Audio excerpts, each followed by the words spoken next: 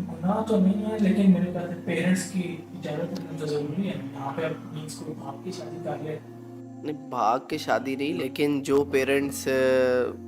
जो पेरेंट्स ज़बरदस्ती करते हैं, मतलब फॉर एग्जांपल अगर बच्चे नहीं मान रहे, अगर लड़की का दिल नहीं है या लड़के का दिल नहीं है, ये बात भी है कि जो पेरेंट्स हैं वो ज़्यादा जानते हैं ज़माने को, हमारे से ज़्यादा वो जानते हैं। अगर वो मना कर रहे हैं तो किसी न किसी वैलिड रीज़न भी हो सकती है, किसी वजह से उन्हें अपने बच्चों के बारे में वो ज़्यादा जानते हैं कि हमारा बच्चा किस तरह का है, वो वहाँ पर एडजस्ट हो पाएगा या नहीं हो पाएगा।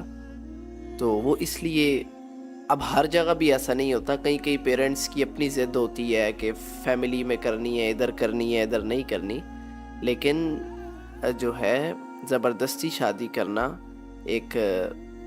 अगर एक लड़की का या एक लड़के का दिल नहीं है वहाँ शादी करने का, उसका दिल नहीं मान रहा, तो ये बहुत कमज़ोर सी शादी होगी कि दिल ही नहीं मान रहा। तो हुन्ना लिबासुल लकुम, एक दूसरे के लिबास हैं, लितस्कुनू, एक दूसरे के लिए सकीनत है। सकीनत सकून से निकला है, एक दूसरे से सकून हासिल करें।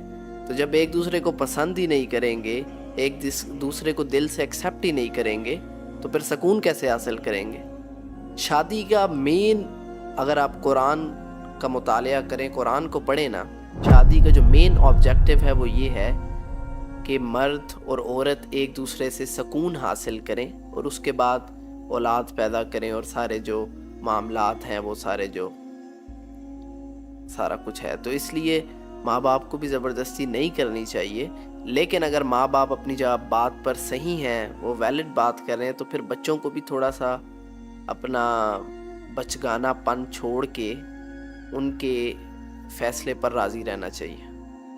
वैसे जो है ना, अगर आप हदीस, आप सल्लल्लाहु अलैहि वसल्लम की ज़िंदगी उठाएं, सहाबा की ज़िंदगी उठाएं, तो वहाँ पर ऐसे नहीं होता था कि ज़बरदस्ती शादी हो। और एक और चीज़, अब हमने ये देखना है कि शादी के लिए क्या चीज़ें देखनी होती हैं, कि शादी किससे करनी है, कैसे नहीं करनी है, क्या चीज़ होनी चाहिए, क्या नहीं होनी चाहिए।